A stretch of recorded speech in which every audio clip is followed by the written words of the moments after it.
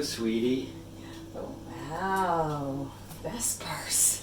Vespers. Well, welcome back. You thought we had just disappeared.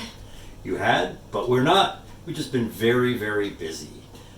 And tonight we're going to have Vespers, invented by Ian Fleming in his first novel, Casino Royale. I'm Bond, James Bond. That's 007. right. James Bond. He named it after Vesper Lind, the double agent who he would later kill. And tonight we're going to be making Thai Panang. And the reason we're making Thai Panang is because our friends Christopher and Justine invited me over for my own dish, our Thai cashew chicken. And it was delicious. They don't have a Panang recipe, so we said, hey, how about if we do a pandemic kitchen and show you how to do it? And so here we are, back in the kitchen. Back in the kitchen. Welcome back. Yes. Hope you enjoy it. Thai Panang curry. Cheers. Cheers.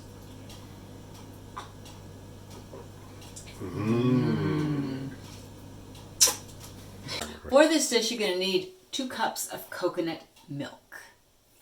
But you also are going to need some cream. So you want to skim the cream off the top, if you can, prior to using the cream. So we will skim, look, here's a bit of coconut cream. That looks pretty good. And then we're going to pour the coconut milk. We need at least 2 cups, and there's 1 cup already. Or we're just going to pour it all in for right now. There you go. We need 2 cups of coconut milk, and this is a little bit more. And it's a bit chunky, so we have a little bit of a trick. We're going to stick it in the microwave for about a minute.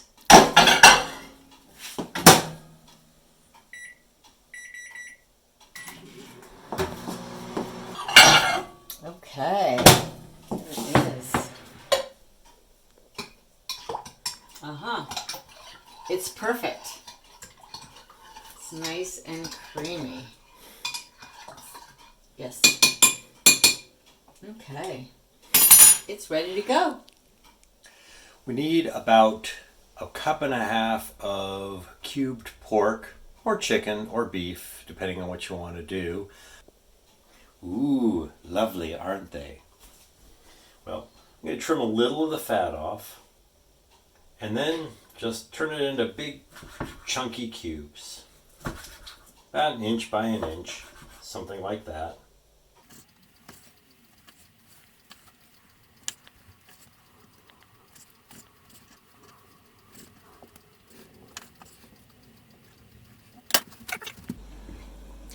The next thing we're going to need is a jalapeno pepper. Just one should be fine. And through the magic of television, our cutting board is now perfectly clean. We're going to be julienning it, which means cutting it into little tiny strips.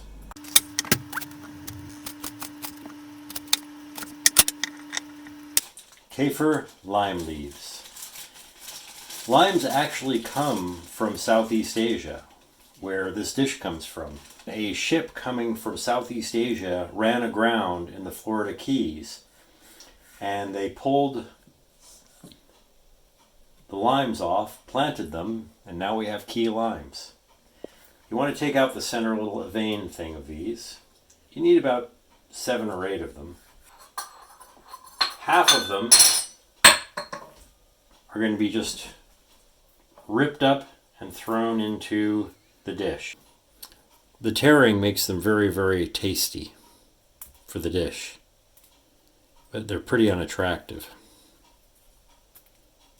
Now that I've torn all these leaves up, missed one, the rest of them are actually going to be used as a very attractive garnish for later.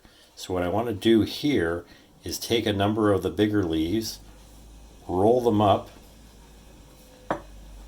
and then put them into little rolly strips.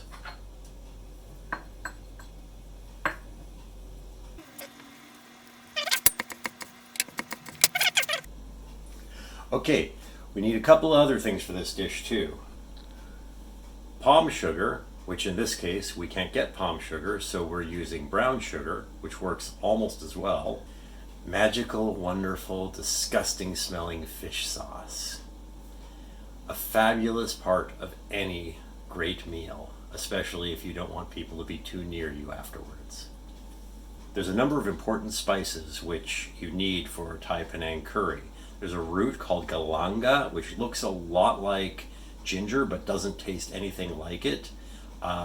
There's also coriander root, which, although you can easily get coriander and coriander leaves wherever you want, coriander root is actually sometimes very tough to find. And there's a number of other garlics and spices and other things. Well, fortunately, what most Thai restaurants use is a substance called Panang paste. And that's relatively easy to get. It comes in a little cat food sized jar, and we use about half of it for this dish, or about 2 to 4 tablespoons. And finally, we're going to start cooking. Okay, start with a 12-inch frying pan. This is our lovely Winco dirt cheap frying pan from China. Add a cup only of your 2 cups of coconut milk. We're going to wait for the coconut oil and the coconut solids to separate. So keep it going. Okay, this is what you want to see. The coconut solids and the coconut oil are separating out. You can see the clear coconut oil and then the solids in the middle. This is exactly where you want to be. You might want to reduce the heat just a slight bit, but what we're going to do now is take our paste and fry it in the coconut oil. This is not boiling, this is frying.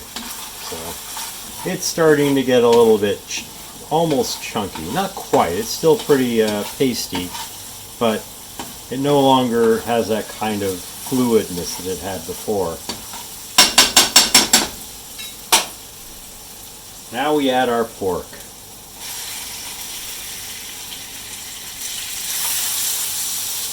And get it all mixed up in here.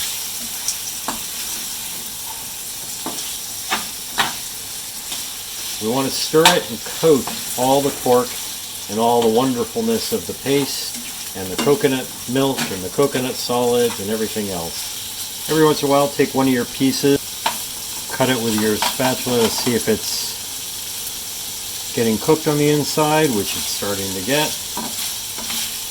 You just want it barely cooked, but you do want it cooked.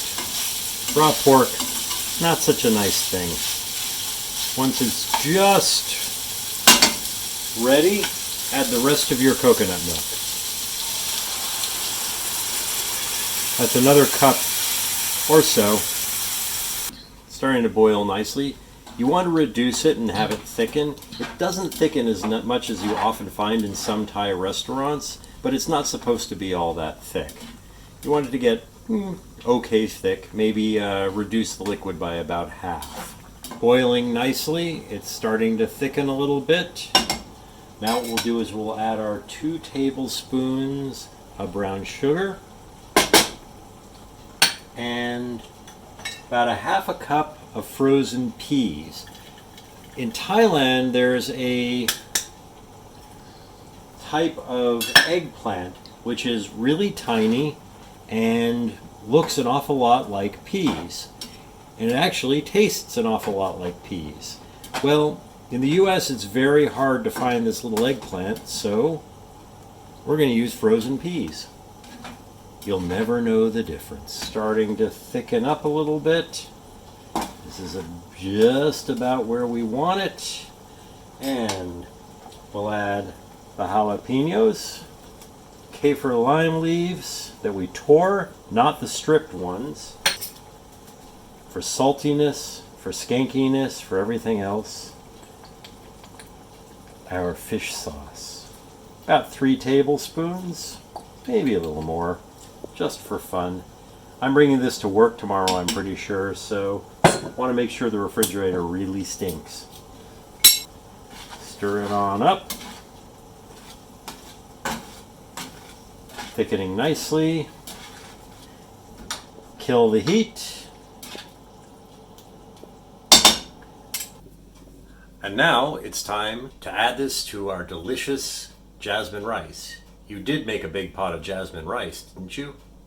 Get yourself a heapin' helping of rice. Add your Panang on top of the rice. Top it with some of your shredded Kafir Lime Leaves, which are pretty. And some of the coconut cream that you got earlier. And dinner is served. Tonight we've explored a Thai classic based on a Malay classic which was brought to the island of Panang by Muslim traders from the Middle East. A true international multicultural dish, Thai Panang curry, brought to you by Pandemic Kitchen. Thank you and Good night.